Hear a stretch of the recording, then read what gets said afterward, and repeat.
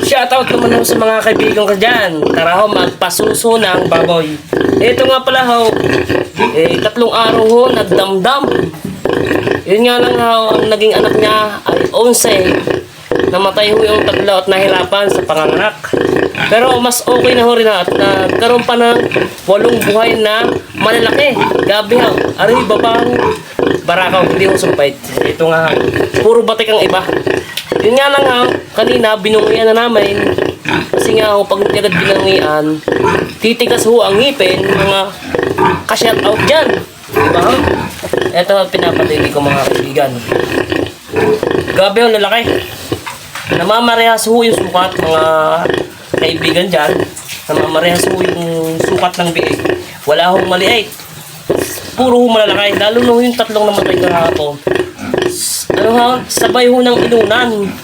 Kaya ho nahirapan ng inay ng tatay.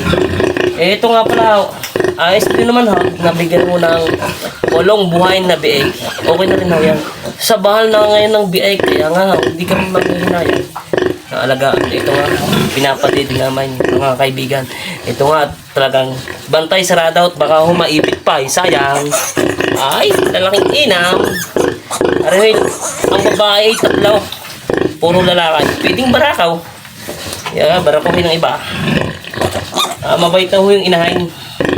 Meron kasi yung inahin na pag pinapasuso ng mga biyay, pinapasuso ang biyay, matapang ho, kinakalmaw. Siyempre, bantayan natin at dito na nga ho. Talagang ayos din naman ho at may gatas yung inahin. Ang iba ho kasing mga inahin, walang gatas, pinapachupon pa para walang mabuhay. Ari naman ho'y meron. Ari nanganganay. Ari dumalaga, nanganganay. Alam niyo kung panganay? Yung unang panganganak, nababaw na rin nga. Yan, mababait naman ho, inahin. Ito nyo naman ho, taba. Inam! 3 pala ho yung may batik. Ito nyo naman, batik. Mamaya ako ilalagay ko ho sa lagayan ng biig para pag busog na ako, ilalagay ko na doon. Magkano hong bake ngayon? 6 to. 6.8 ang alang ka, pinakamataas. Dati ho 7K. Yung pinababa. Ngayon naman ho 6.8, 6.6. Depende ho sa laki ng baboy. Laki ng biig. Siya na kay bulol. Hindi naman, joke lang ha. 6.8. Pinakamataas ngayon. Ang lakad dito ho sa Lemere.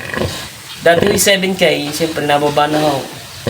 Pero ang mga partner nyo ngayon, sobrang mahal din. Nasa 200 ang 1 kilo. 200 plus ang 1 kilo. Yan, sige at maraming salamat. At salamat nga ho sa panonood sa mga pagbabalag ko.